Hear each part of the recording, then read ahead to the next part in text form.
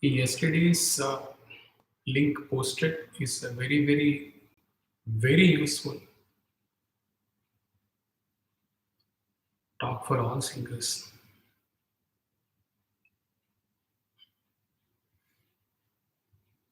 Extremely useful, extremely relevant, and very focused.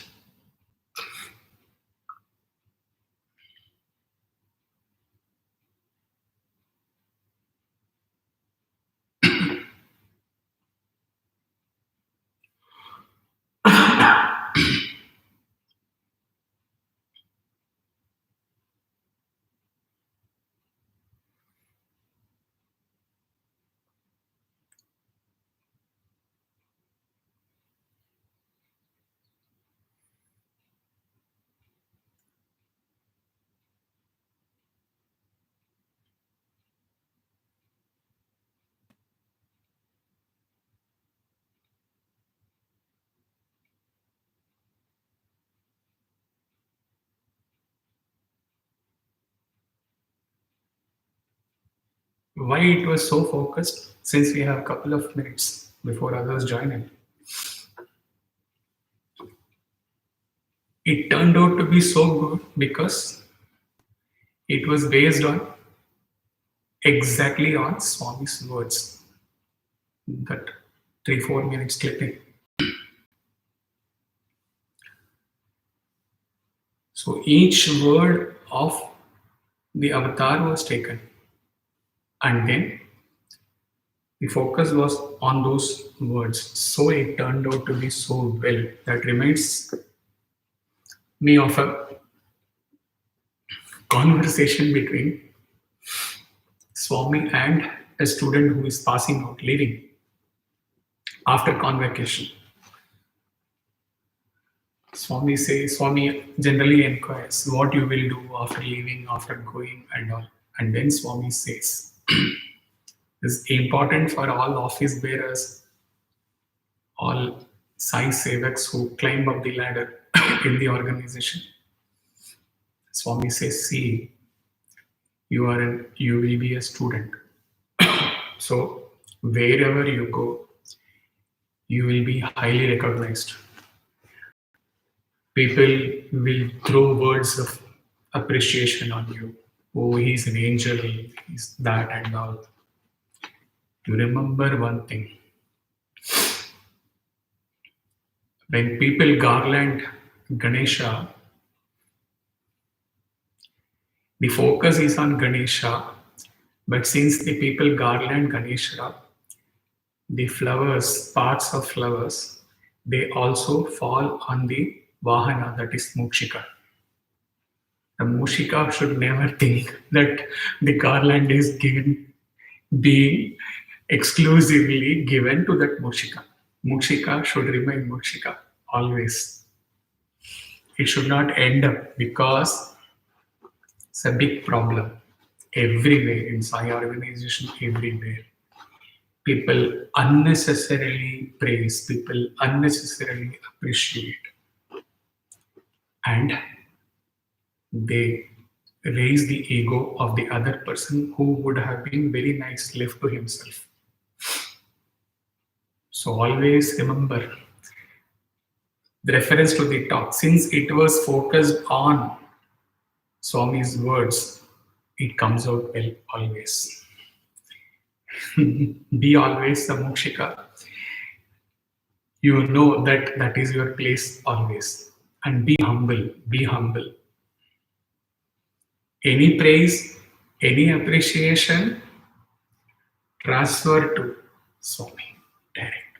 Don't take the ownership. It is only because you are associated with that avatar. Right? Okay. Sana Avatu, and then we will start.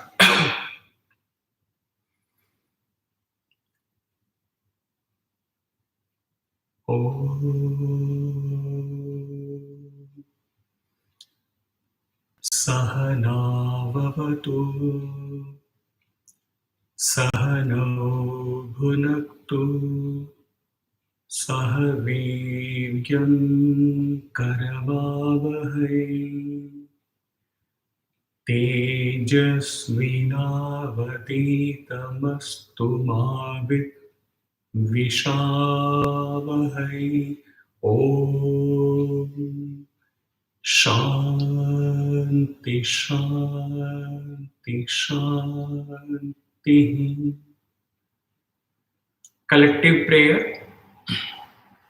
by the student, teacher and the taught together to the higher power, supreme power, Brahman, God, that we may learn together. And in the course of the learning, in the course of the teacher teaching the taught, let there be no disharmony. Let there be no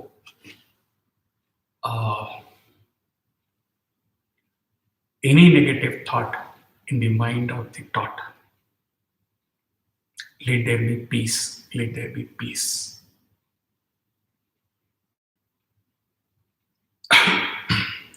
Okay.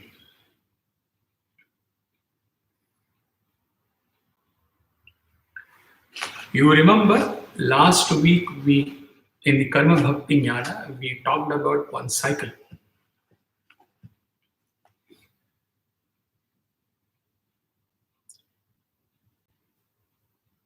Samskara, Vasana, Vritti, Karma.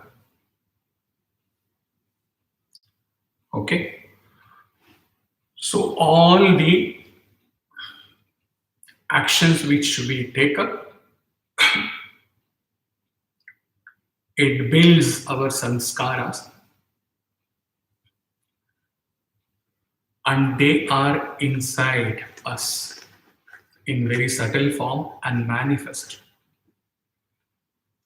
And when we are born, the samskaras manifest as vasanas, our tendencies.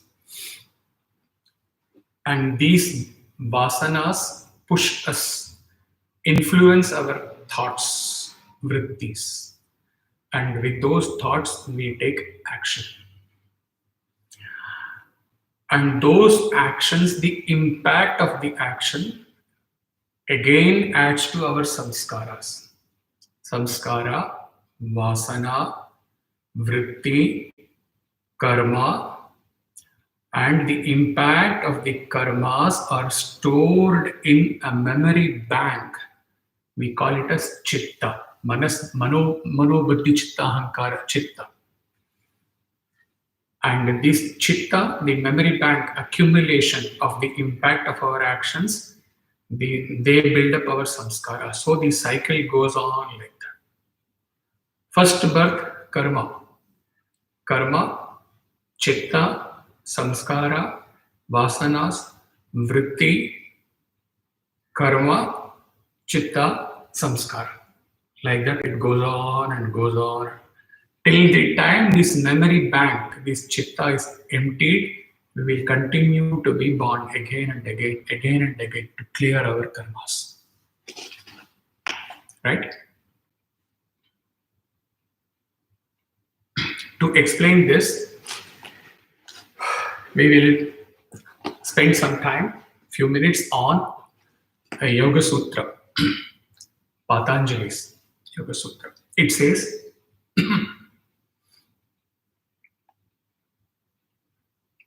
the wording goes like this.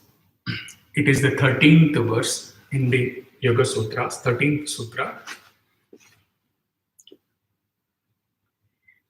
Sati mule tad vipako jatyayu bhoga. Okay. Sati remains. What remains? As long as the raga dvesha, we call it as kleshas, colorings, 5 colorings, that we will go and learn in the manas buddhi chitta ahankara session, if we have to deal with that session in this forum. As long as the Ragadvesha remains at the root, Sati Mule at the root, the consequence of the result, Vipaka, of that is what? Birth, Jati, span of life, Ayu, and experience, Bhoga. That is, as long as the root of actions exists, it will give rise to class of birth, span of life, and experiences.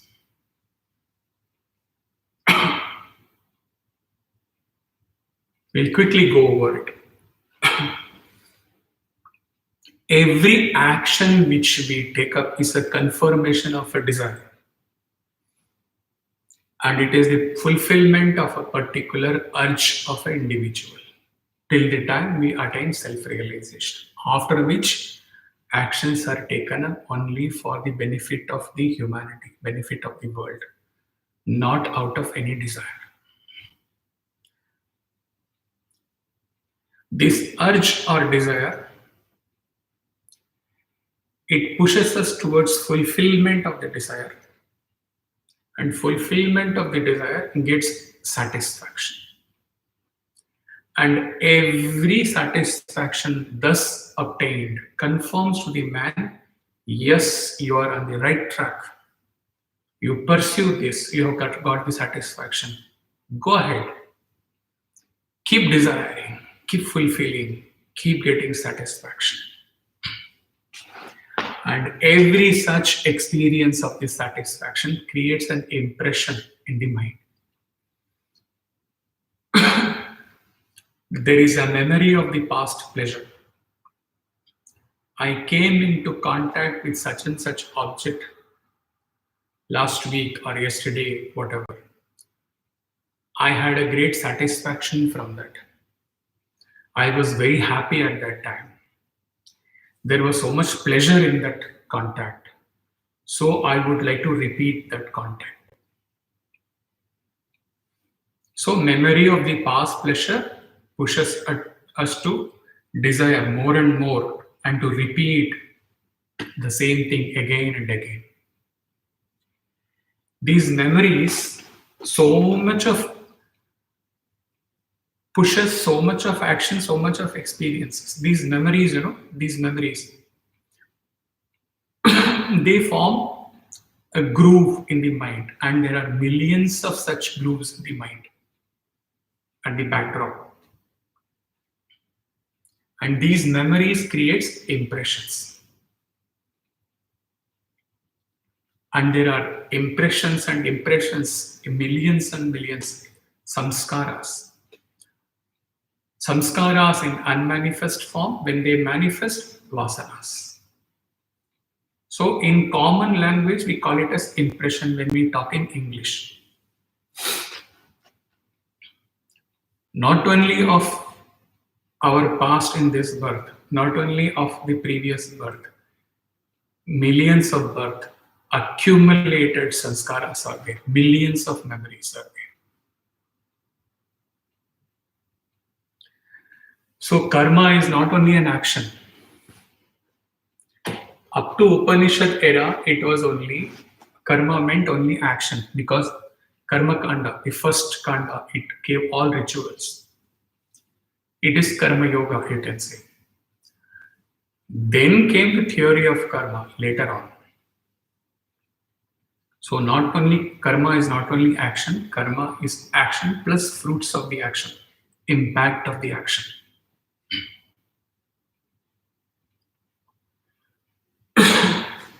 An invisible potency is created in the mind by an experience of any kind. This invisible force is the urging factor for further experiences.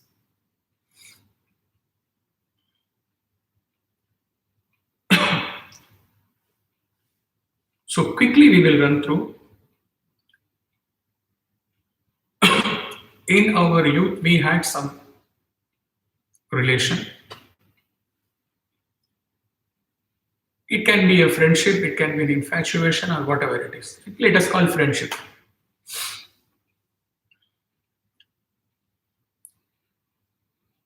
We, out of interaction with that friend, we had so many experiences, and those experiences have formed a lot of grooves in our mind. Later on, after 10 years, 20 years, we meet that friend again. Okay? Till that time, we might not even thought about that person, but the memories are there. So what happens when we meet after 20 years? All those memories, samskaras, they immediately sprung up. They cannot come from nowhere. So they are stored memories. They spring up from nowhere, and then again vrittis, again thoughts, again karma. Like that it goes on.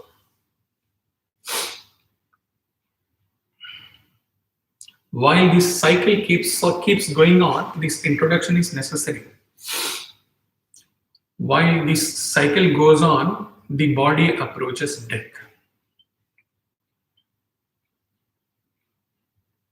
What happens during death? Vashishta is explaining to Rama in Yoga Vashishta. When, on account of the diseases of the body, its nadis lose their vigor and thus become unable to expand and contract in order to exhale or inhale air. The body loses its harmony and becomes restless. The inhaled air does not then properly come out, nor does the exhaled air re enter the body. So respiration stops. Respiration stopping, the creature becomes senseless and dead. Where Yoga Vashishta has explained to Rama all these processes. And nowadays, thanks to the science, even the respiration can be managed through ventilator. But then what happens? In the process of death, the respiration also stops and the mind is also dead. So we say as long as he is on the ventilator, respiration, he may be, if there is the possibility of revival. But if the mind is dead, there is no chance for revival. Science has not invented anything to revive the dead mind till now. Speaking about death, there are three bodies: gross, subtle, causal. Stula, Shushma, Karana. Wanted to show all the diagram, but in the iPad, two files are not opening. We will not get into this because this by itself becomes a session by itself, talking about the three bodies, what are all the components in the three bodies, and how these three bodies are related with three states of consciousness, and then how these three states of consciousness is explained in the context of A, U, in Mandukya Upanishad. It becomes a separate session by itself. So we will not get, that is not our focus today. Very broadly, for understanding, getting into the karma, we have to understand when the respiration stops, the gross body is dead. It is cremated. The subtle body and the causal body. We will not get into the components and all. There are 19 components in the subtle body. We will not get into that. Broadly, it is enough to understand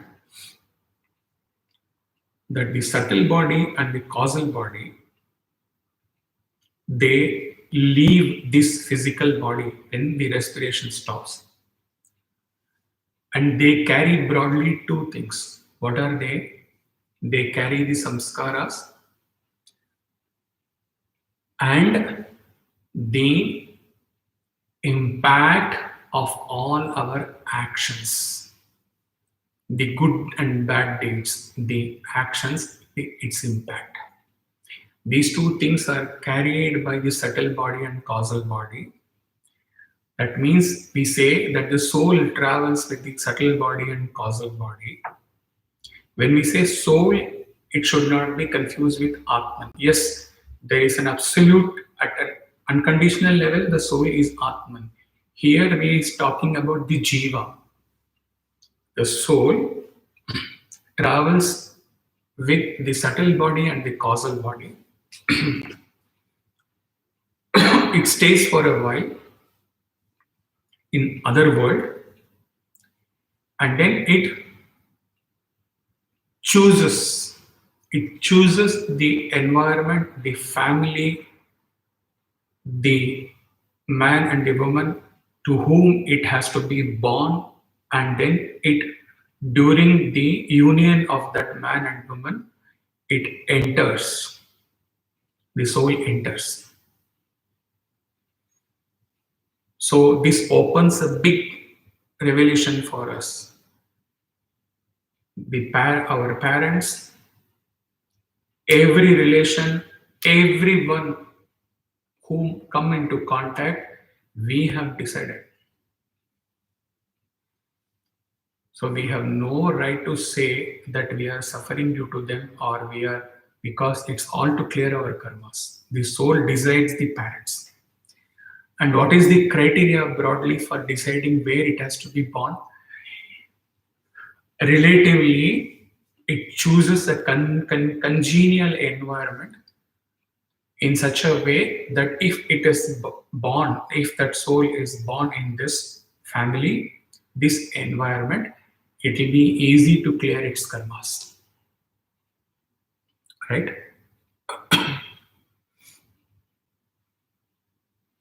We keep it at that.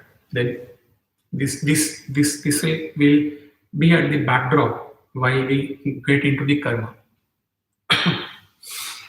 The trace of the theory of karma in Hinduism. Amongst the Upanishads deal only with karma, action.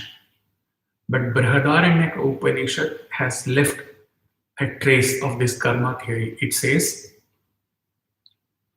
reading out the English translation of the verse, now as a man is like this or like that, accordingly as he acts and according as he behaves, so will be.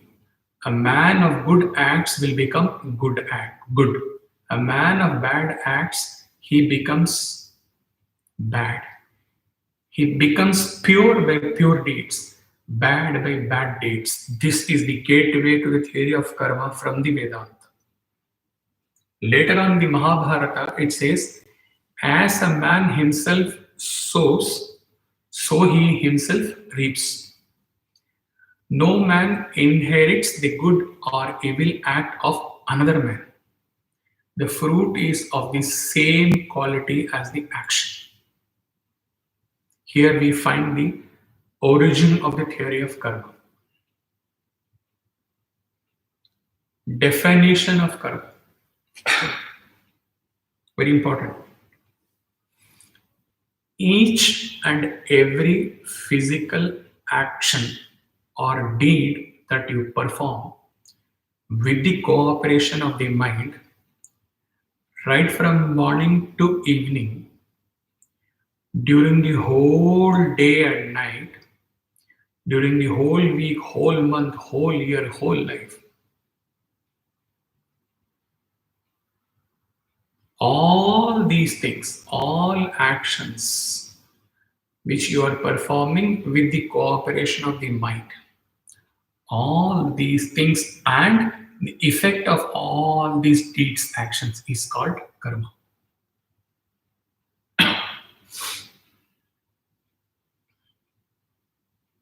There are 5, 6 laws of karma. We will just touch upon 2 laws of karma. One is the law of causation.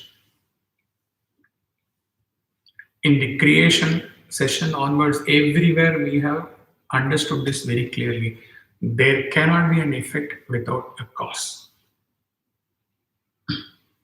So, for every experience which we are getting in the present birth, whether we are able to understand the reason or not, if if we are not able to understand the reason why we are suffering, it doesn't mean that there is not a cause for that.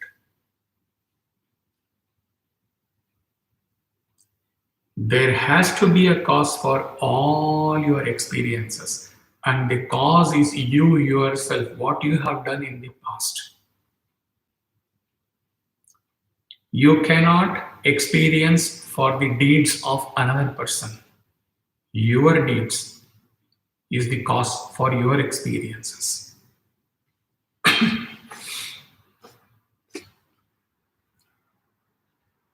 Even after we go thread there, 2 sessions we deal with karma also, still there may be some gray areas in the karma because the law by itself is so mystical.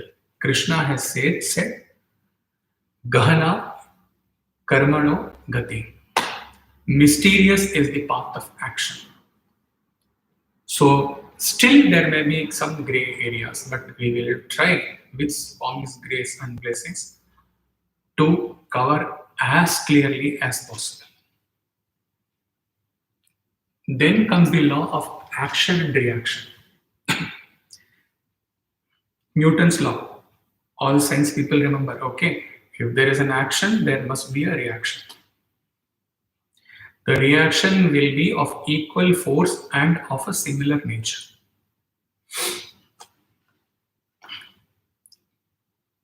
Why does a man behave in such a rude manner? Why is another man so courteous, civil, and polite?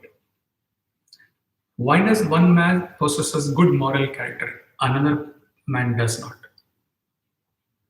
Why one is so healthy and the other is not so healthy? Why one is so joyful and the other is so depressed and miserable?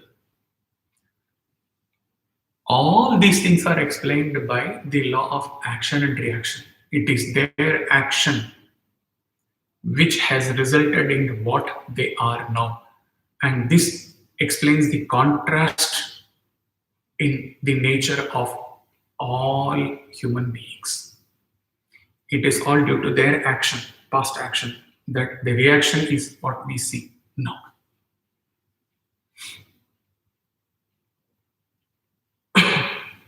Right? Now we get into the core concept of karma.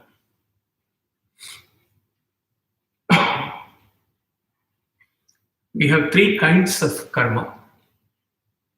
Sanchita, Prarabdha, Kriyamana karma. Sanchita karma is that portion of accumulated karmas which is carried by the causal body, Karana Sharira.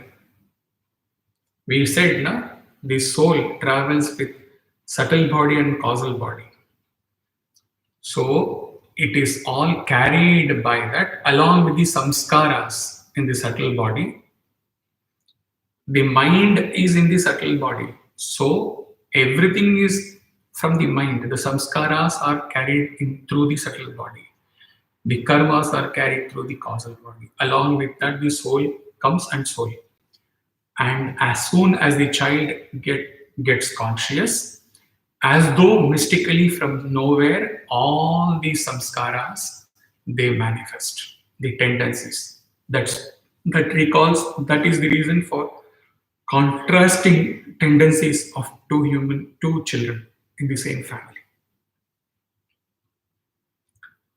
Prarabdha karma is Sanchita karma is what? That portion of the accumulated karma which is carried forward to be cleared in this current birth. Prarabdha karma is this, whatever we have carried, accumulated karma to be cleared. The process of clearing those karmas, the experiences which we are getting, good and bad, not necessarily only bad. When we say karma, we end up thinking about suffering, suffering, suffering. No, there can be good karmas also. So that portion of this, the sanchita karma, which we are clearing, that means we are fetching, it is those karmas fetches experiences. This is known as prarabdha karma. We call it as praptam in Tamil. Prapt or destiny or fate, whatever you call. Prarabdha karma, praptam.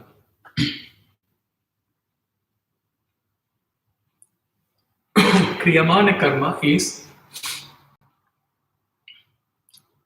the actions.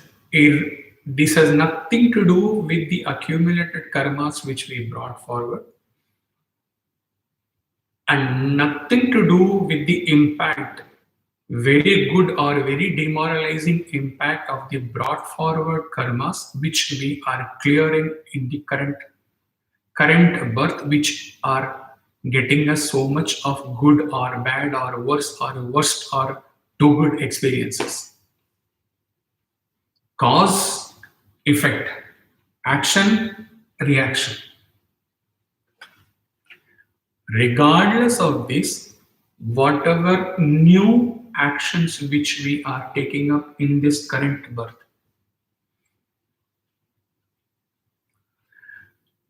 which will accumulate to become part of the sanchita karmas in the next birth, they are called kriyamana karma. Only one difference between the prarabdha karma and the kriyamana karma is that prarabdha karma is the result of our accumulated karmas of the past. So even by Herculean effort, whatever you, best of wisdom, best of prayers, best of whatever, you cannot stop the process of those experiences, because who has done it? You have. What we understood, we cannot suffer due to the actions of another person. So we have done, so we have to clear it out somehow. Okay. So there any discrimination will not be of use. In the kriyamana karma, in the new actions, discrimination will make a big impact of how these actions are going to be transformed into the sanchita karmas in the future. For those for whom they are hearing for the first time, when they listen with attention in the second time and make notes, it will be very clear.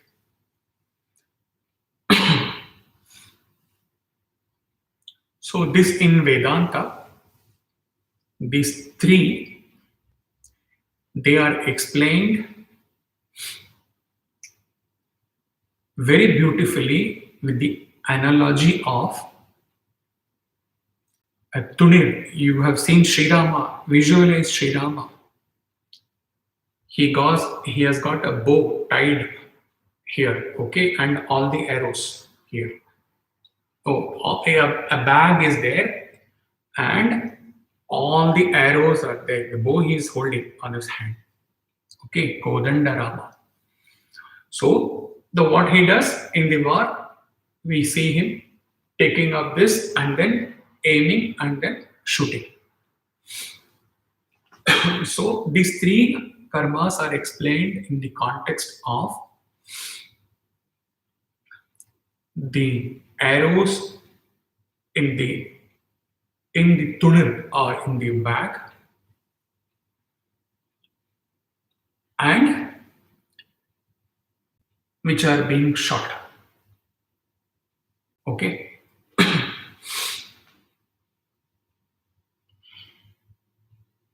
Sanchita karma. Sanchita karma, you imagine You have brought forward your whatever arrows which are there in the Malayalam Sanchi. Okay, whatever arrows are there in the Sanchi, in the bag, which you have picked up and which one by one you are going to shoot, not yet shot, you are going to shoot one by one, you are, that is Sanchita Karma.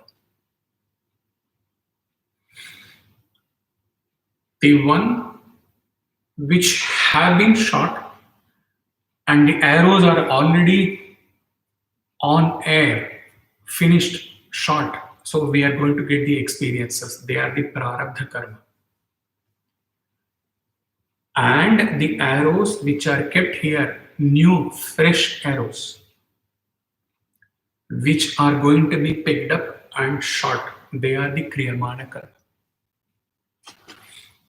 So with this arrow example, we will go through each karmas. Sanchita karma.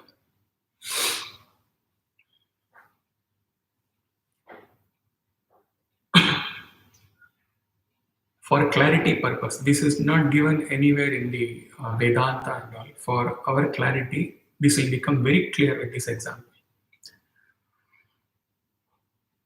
Suppose for whatever good actions in the past,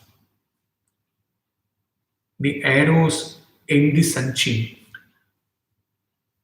be with me totally. For whatever good actions, the arrows in the Sanchi, they are of white color, pure white. White denotes purity. And whatever bad deeds which we have done in the past, the arrows in the Sanchi, they are red color. Okay, red and white arrows.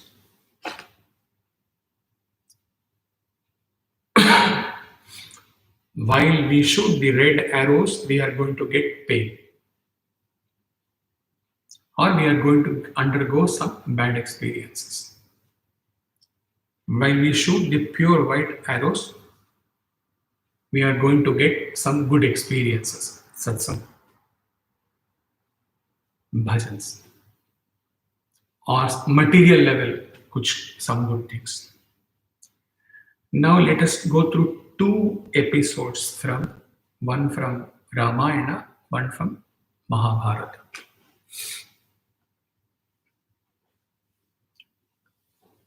In Ramayana, it goes like this. Dasharatha, when he went for hunting,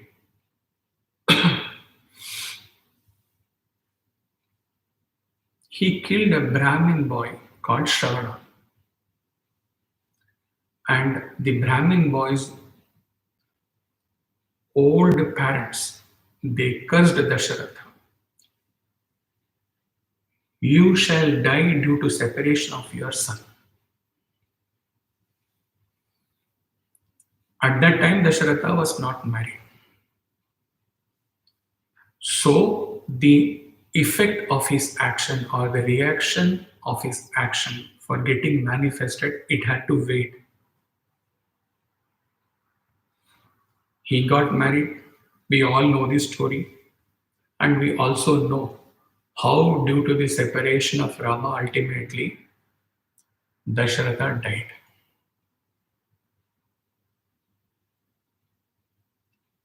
This throws up even Sri Rama, for him, he could have cancelled the karmas of Dasharatha. But even Swami, even God, incarnations, they respect and they do not violate the karmas, except in case of extraordinary circumstances. We say, why Swami cannot stop all these bad things happening here in the world? Why Swami cannot do this? He could have done this. They do not interfere with Prakriti. They do not interfere normally with the karmas. Karmas are, prarabdha karma is not only individual prarabdha karma. There is also prarabdha karma. We dealt in that why human beings are suffering in that Sarvapriyananda. We dealt with collective vasanas, right? The world prarabdha karma. That's why it said, Krishna says, it's very mystical, the law of karma. Why world is suffering from corona? We may not be able to understand, but it doesn't mean there is no reason for that. There is a reason for it. With our human limited mind, we should not end up giving fanciful reasons as per our this thing. Our role is what? In this situation, how we can help in our own way.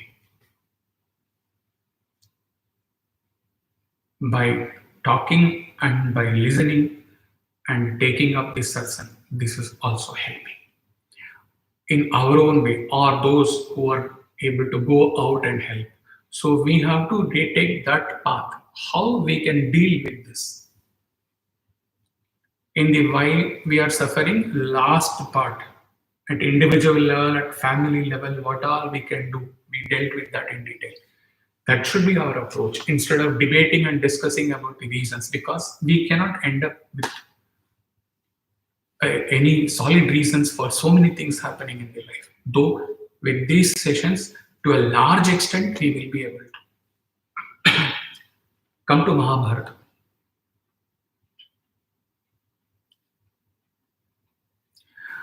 Dhritarashtra loses his 100 sons, and when Krishna comes, Dhritarashtra curses Krishna. That you could have avoided all these things. You were witness to all these things. I will never forgive you. All these things. Krishna listens, and then Krishna tells, 50 births back, 50 births back, you went for hunting. You trapped 100 birds in a net of fire. Some big birds flew away, but due to the impact of fire, they became blind. So as a big bird, after 50 birds, you became blind. The 100 birds trapped in the net of fire and killed. Your 100 sons were killed. Dhritarashtra is asking, obviously we would also ask the same question. Why you dragged it so much, Krishna? I should have suffered at that time itself. He said, Krishna says, to get progeny, to get 100 sons is a very big boon. So your karma, that 50 births back karma, was kept on waiting for you to take up so many good deeds. And ultimately you ended up getting 100 sons. This is about the good.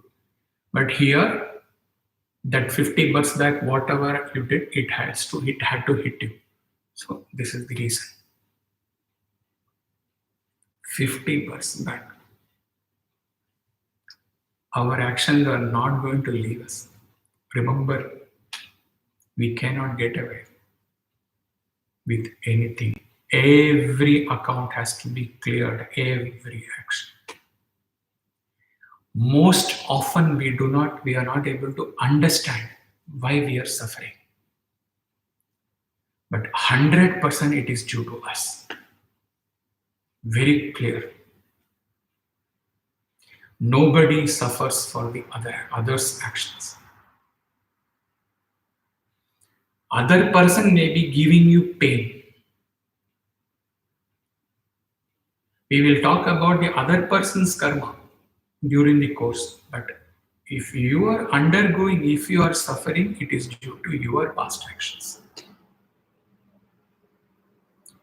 Every bit of karma, every account has to be clear before you attain realization. Now come to prarabdha karma.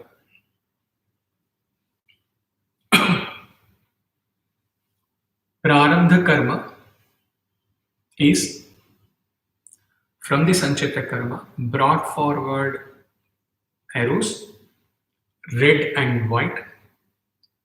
You have taken it out, and in the Sanchita karma, floor, you have shot, aimed, and the prarabdha karmas are the arrows are in the air, arrows in flight, we say. They have been hit already and they are going to fetch us the experience. Right?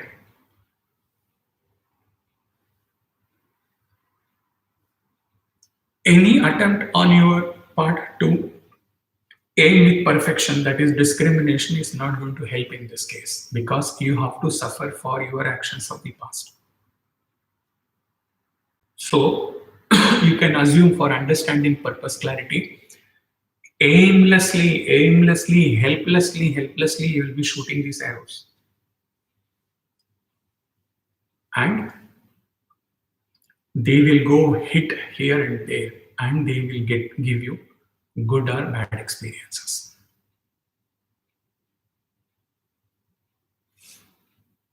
Now come to white and red arrows.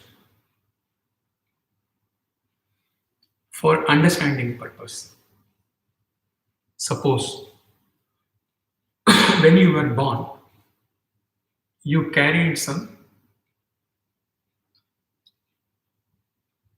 2000 arrows to be cleared, for which you have to get the experience in the current birth.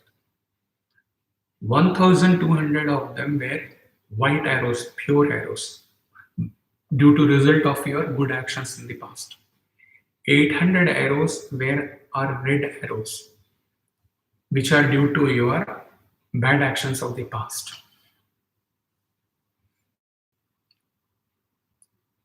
In the double entry bookkeeping, if the debit is excess than the credit, then the credit gets knocked off against the debit and the ending carried forward balance, accountants will know the carried forward balance is only the net debit of 2000 minus 800.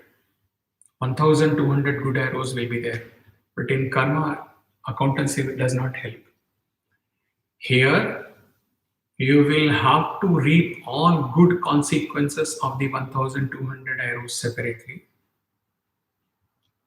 and also suffer for the red arrows 800 separately.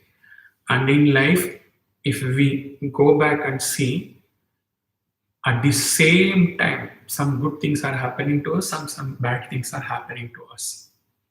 The good things are of those 1200 arrows. The bad things happening to us are of those 800 arrows. You can't knock it off. It is not that we have always been suffering. If we think like that, it is our self-pity. It is not that life has given us only bad experiences. No. Any darshan experience comes for me. Any pilgrimage, any satsanga, or anything from material level, anything. They are all these 1200 good arrows. And of course, we suffer. That is of the red arrows. Though the two things go together simultaneously in our life.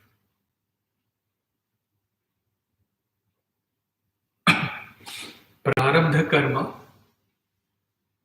the type of body we get,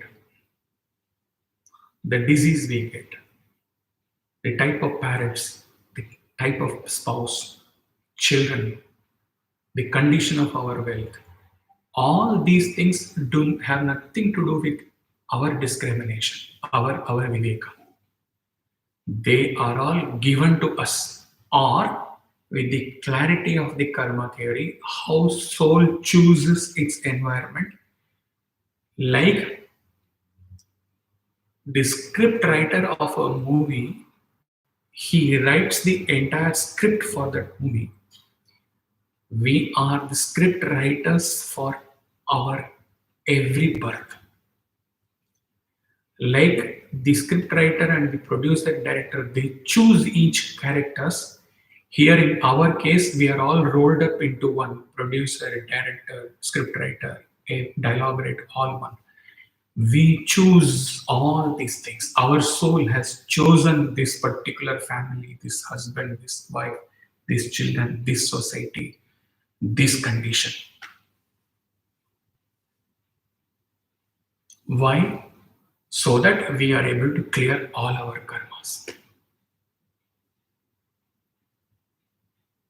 Now go back to that spouse's karma talk given while he was driving, which is now posted in the YouTube.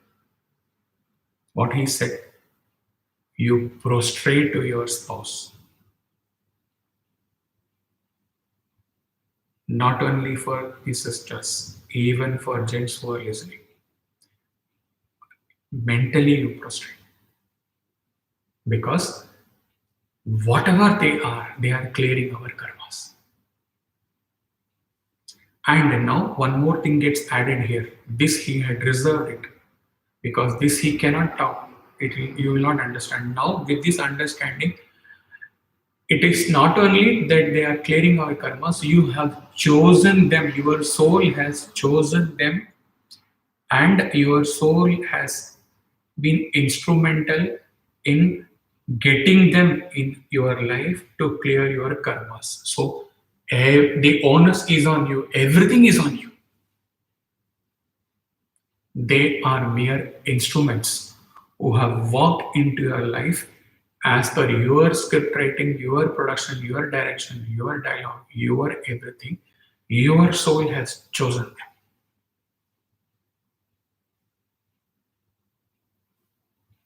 फिर किस बात का शिकवा, किस बात का गिला?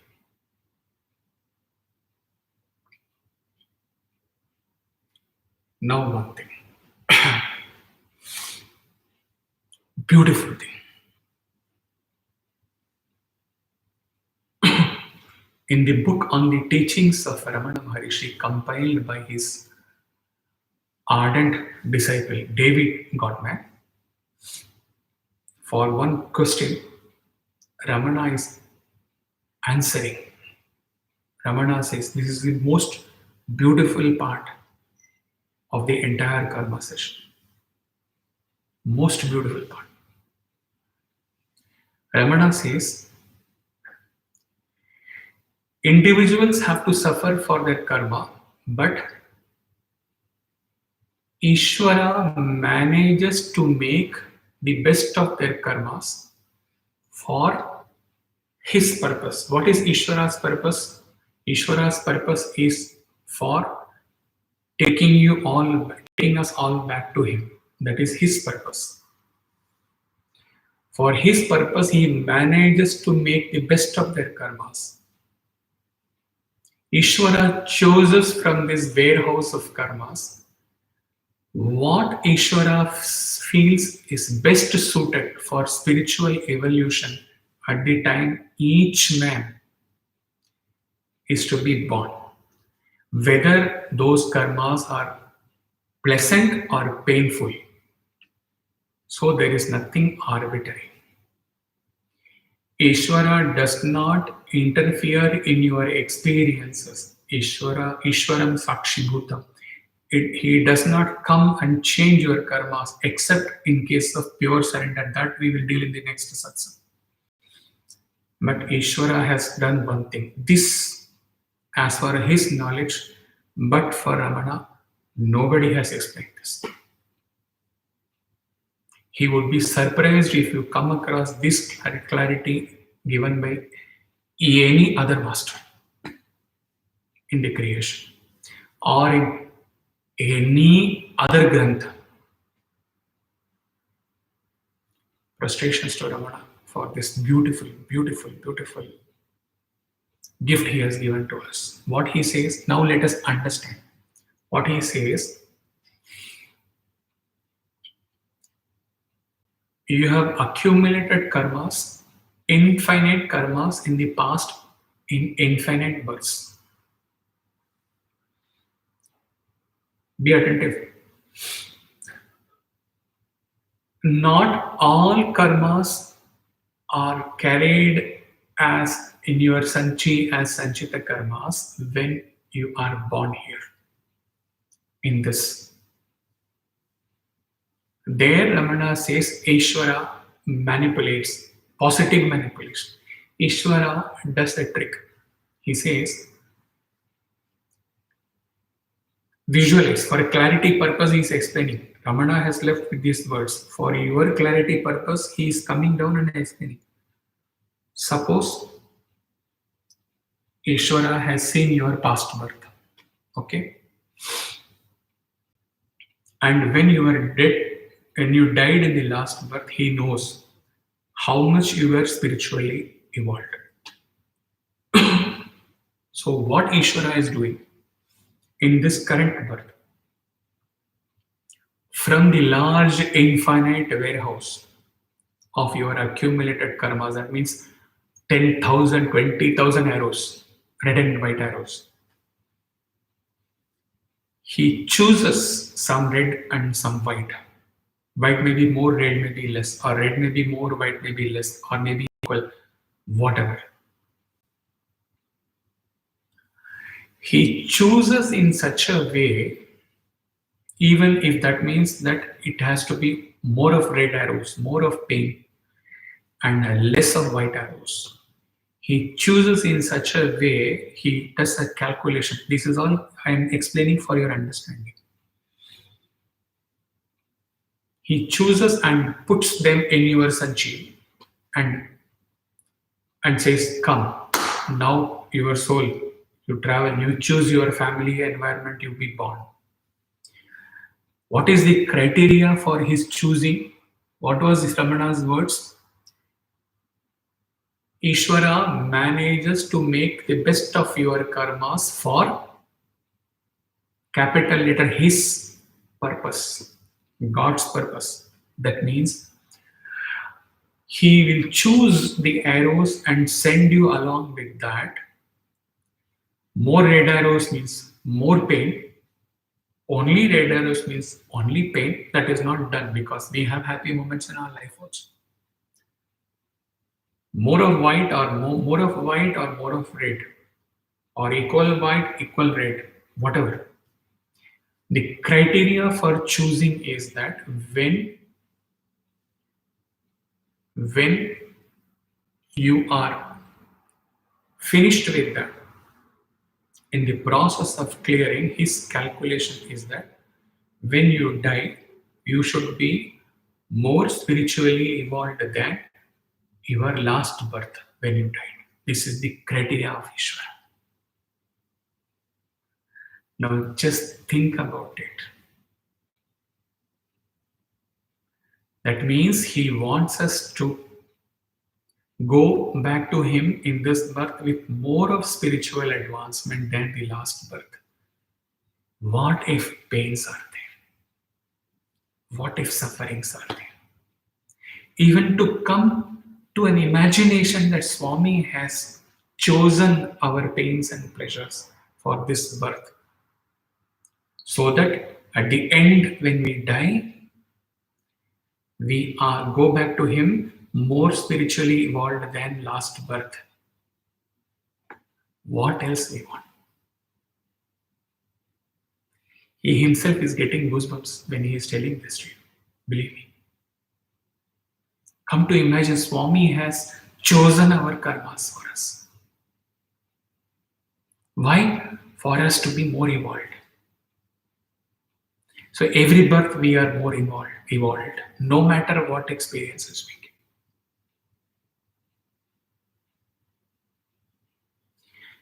Right from 2010 when he read this, till now, he continues to prostrate to Ramana for this thing what he has given to the humanity. It's going to take a long time for you to relish the beauty of this secret. Continue relishing. Now come to Kriyamana Karma.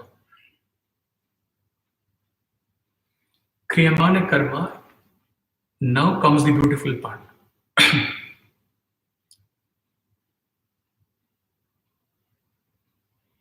If we were to ask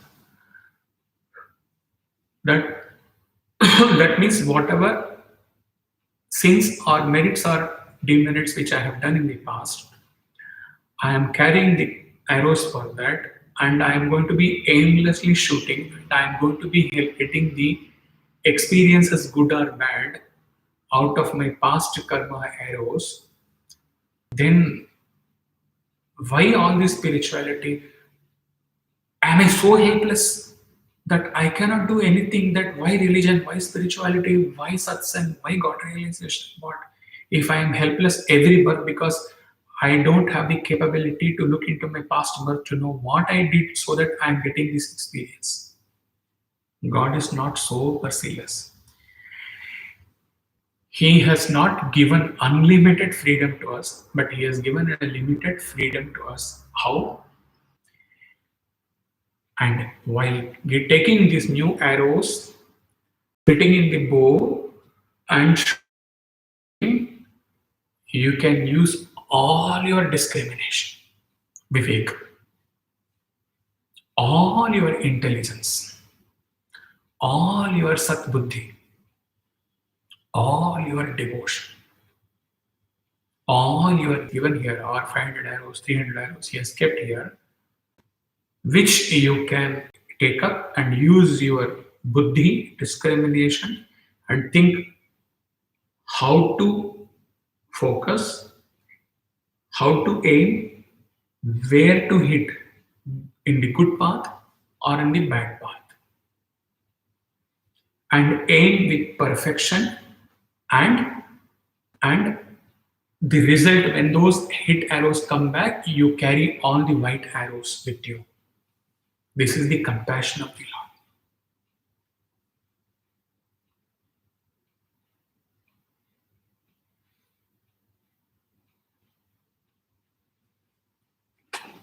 This is what we call as Purushartha, which is the subject matter of the next session.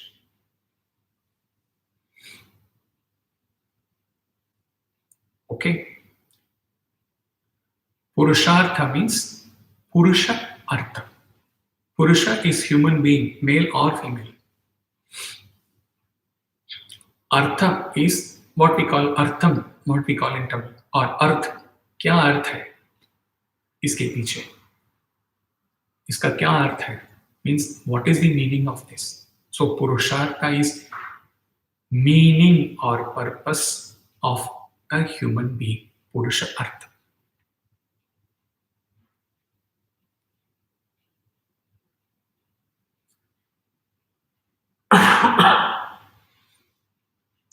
Limited freedom, we told. What is the limited freedom? A cow has been tied to a tree and it wants to have the grass. It is not allowed to go endlessly through the entire farm and have all the unlimited freedom is not there. Okay.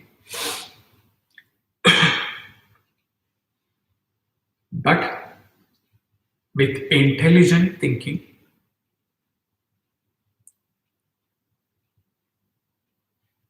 it can maneuver, it can go around in such a way that it leaves only one circle of the thread tied to the tree, and it frees all the extension 10 meters or 15 meters or 8 meters of the rope free for itself, and to that extent it can go and eat its grass. This is the limited freedom, Purushartha. Free will, free will, free will. There is no free will given to us, limited freedom given to us. Even that limited freedom, some commentators write as free will. You call it free will, but it is limited.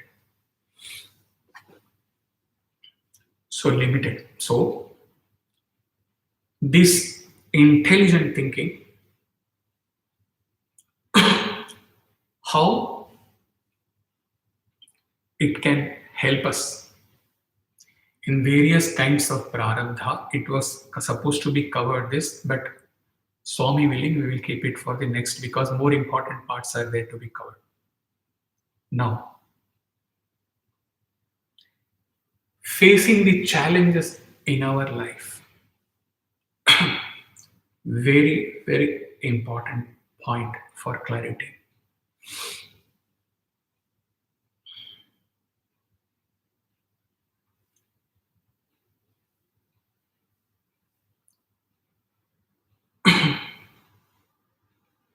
We call in debit credit principle, accountants, debit the receiver, credit the giver, debit what comes in, credit whatever.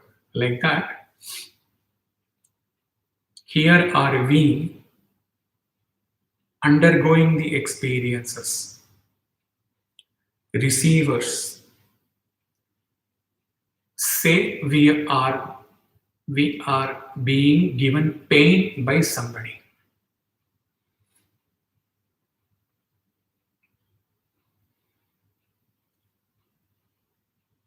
Why that person is giving the pain and what is going to be his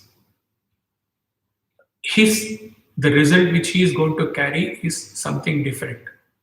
We will not focus on that, but be very clear about this. If we are experiencing some pain, that means that person, first of all, we have chosen all these relations. Second of all, why we have chosen? To clear our karmas for our past deeds. But what we should not do end up doing if we are being undergoing suffering due to some person. Instead of accepting it and undergoing and channelizing our mind towards spiritual path, if we start reacting, if we counter react, we show our agitation, we show our annoyance, we throw abuses and we react, we are adding new fresh karmas. Dangerous. Already we are experiencing due to our past karmas. Somebody else is the giver, we are the receiver. We should remain as the receiver and clear the karmas. If we start reacting to that, we start giving. And once who is giving, that is the action of that person. He has to undergo the suffering reaction of that. Giving becomes the cost. Then you have to receive for that in the next birth. Infinitely you will be adding to your karmas. You have to think a lot on this. This can set the ball rolling for a month, 2 months for anybody who is sincerely takes this satsang and takes. It's not about Vedanta, self-realization, and nothing abstract. It's all practical, down to earth, core practical.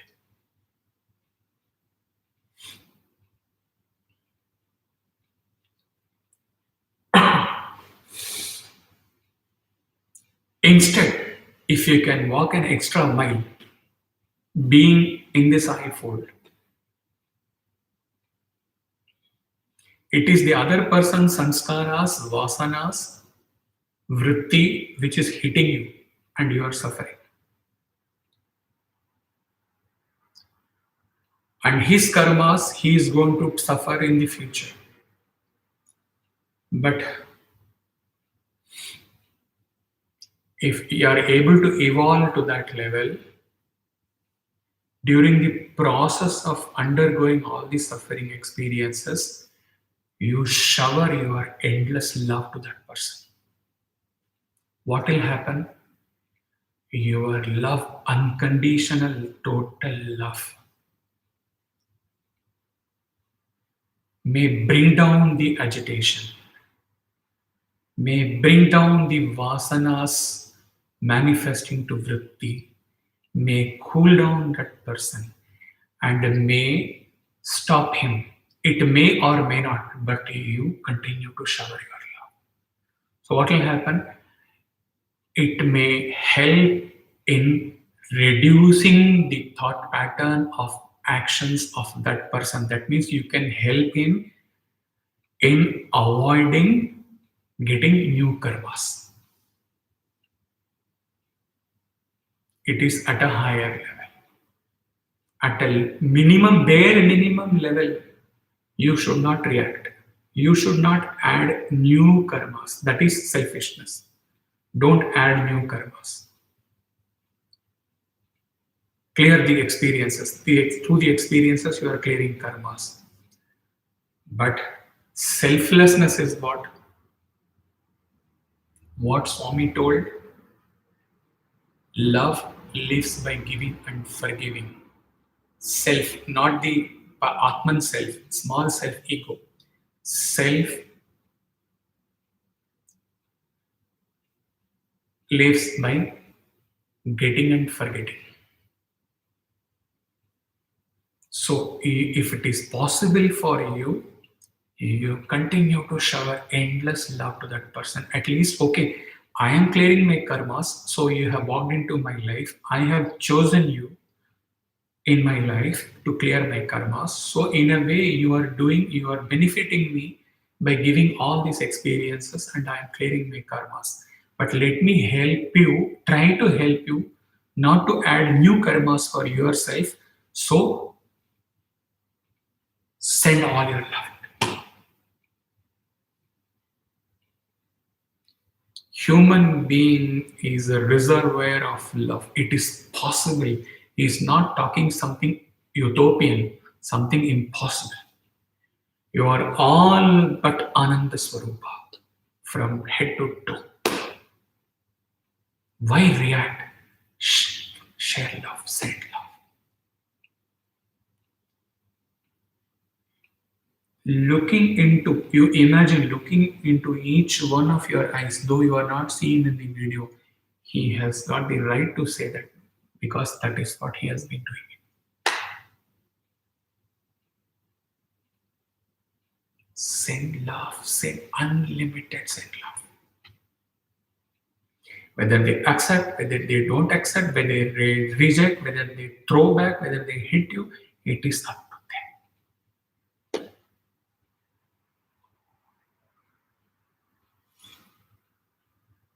So, preparing, last part, preparing for a higher journey. Past actions, they have been brought, chosen by God in such a way that you will evolve spiritually in the process of clearing those. So, but in the prarabdha karma, so many things happen, sudden accident, sudden handicap, sudden losing of job, something happening to our children, something happening to our parents, so many things, helpless. Prarabdha karma, helplessly shooting. And one more catch in this situation. What Ramana has told, in your warehouse of thousands and thousands of karmas, he has chosen only some arrows in such a way that you are going to clear them and you are going to end up returning to Swami in this birth with more spiritual involvement. That means already in the past, in the warehouse, so many past arrows are still lying. We don't know how many births we are going to take for clearing those already.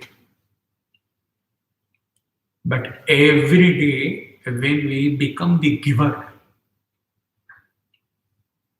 what we definition of karmas, we said with the cooperation of the mind. That means with the desires. Positive desire is attachment, raga. Negative desire is dvesha, hatred. With the raga dvesha, whatever new arrows, kriyamana karma, new arrows we are going to pick up and shoot. they are all going to end up as red arrows for you.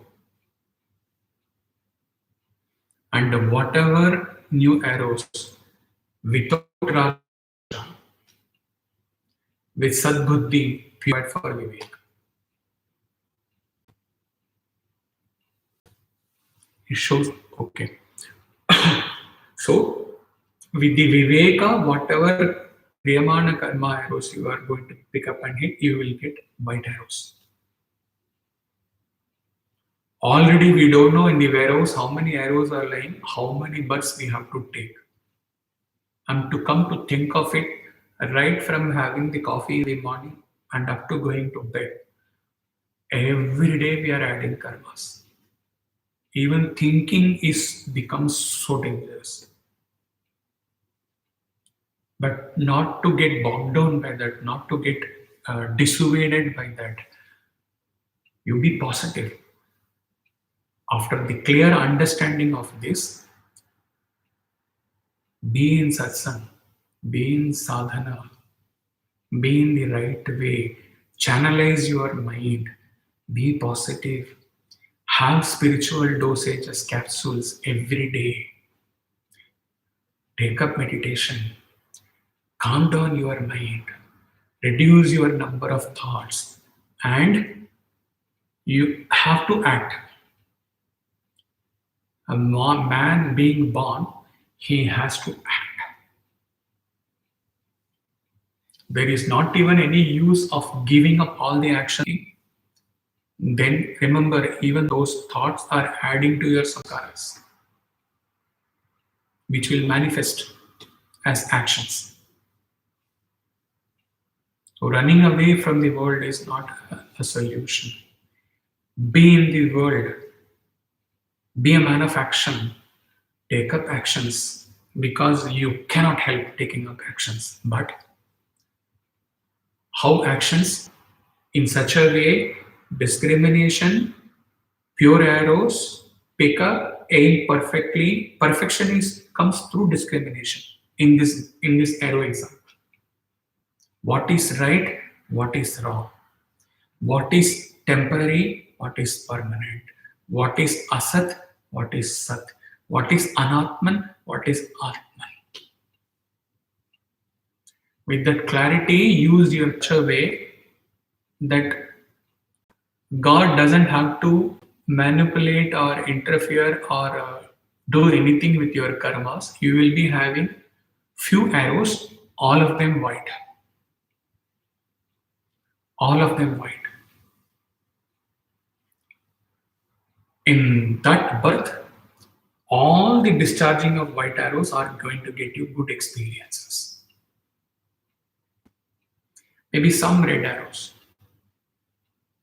The prarabdha karma, a day will come when you attain self-realization. Upon attaining self-realization,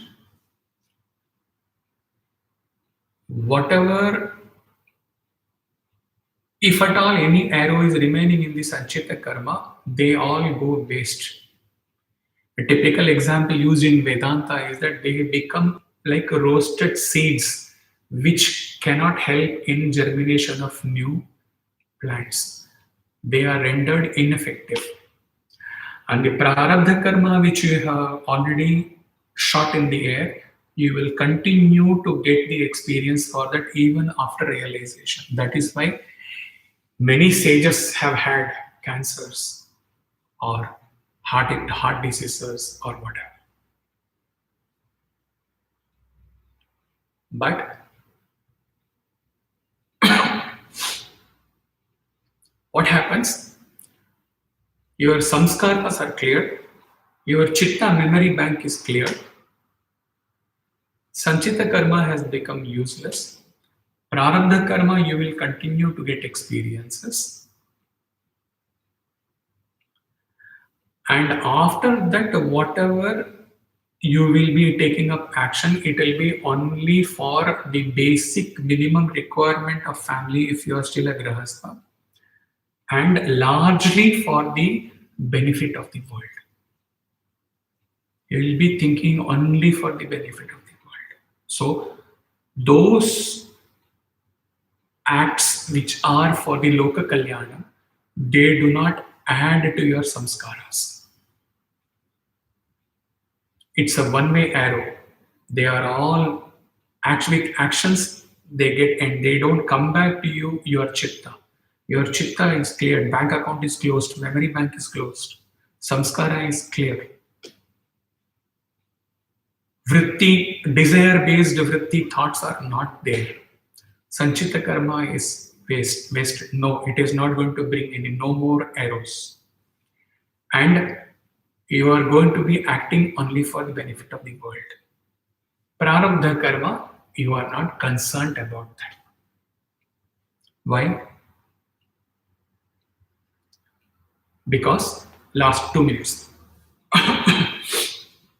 Why? Because basic question, who is undergoing the prarabdha karma? Your body is undergoing the prarabdha karma. And when you have attained self-realization, you have transcended your body consciousness. So, even while the body is undergoing the prarabdha karma, it doesn't mean anything to you. It is as if, for a clarity purpose, he's telling, it is as if some other person staying some 15,000 kilometers away from you, that body is undergoing prarabdha karma. That will be your state. You will treat your own body as distant, as far away from you. So in that effect, a yogi doesn't have any prarabdha karma, though he will be undergoing experiencing, but he has transcended the body consciousness. So there is no prarabdha karma. We will end with a beautiful verse from Ashtavakra Gita for this. Janaka Uvacha. Janaka is telling to his present Guru, Ashtavakra.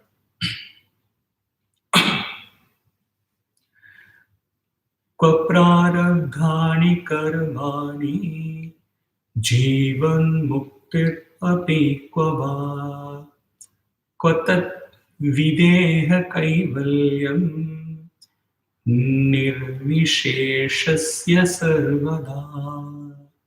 Where are the prarabdha karmas? Where is liberation while alive, jivan muktir? Where is liberation after death, videha?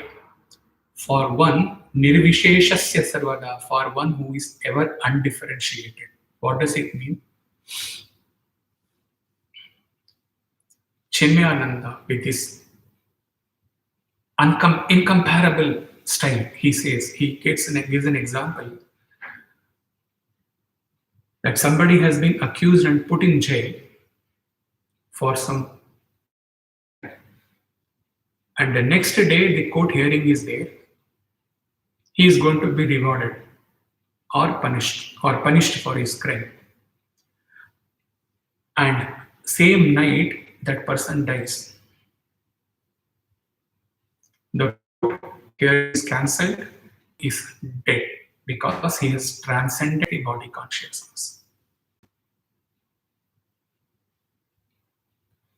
So, kva prarabdhani karmani.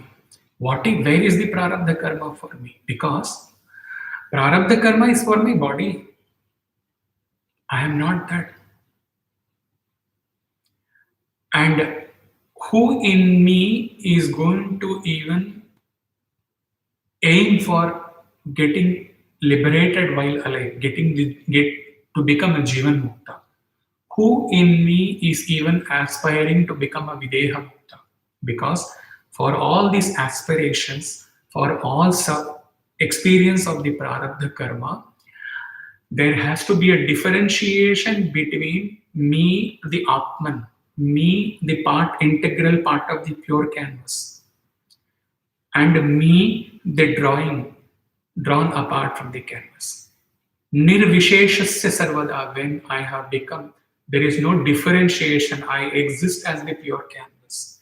I exist as the substratum water, then who in me is going to be worried about the prarabdha karma, worried about bondage, worried about liberation, worried about becoming Jivan Mukta, worried and aspiring to become Videha.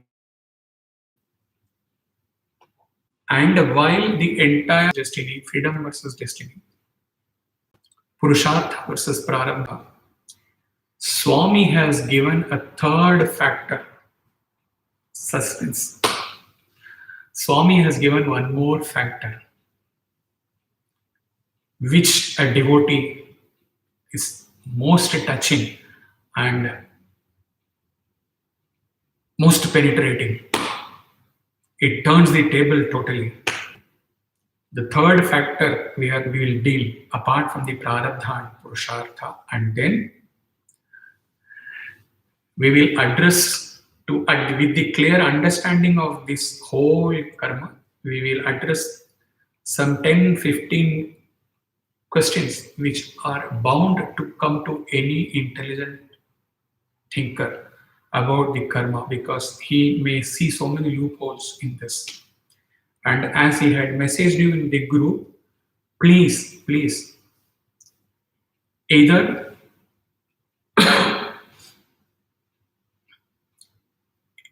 it has to be clear all, it has to you have cleared 100% clarity is there, which is very rare, or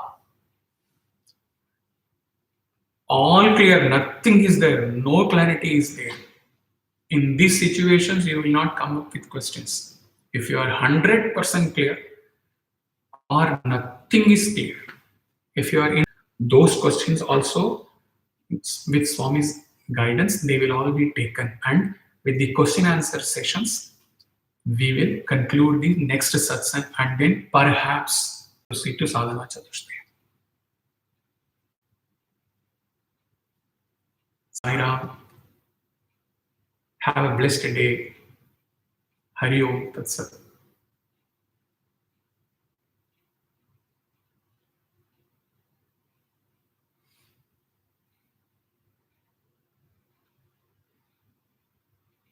Lot of clarity will come when you listen again and make notes. Each line is important. When you make notes, you can almost 99% you can get answers for whatever has happened in your life from the time you have been conscious till now. You will get answers for almost everything, and also the direction for the future, Purushartha, Kriyamana. Side out.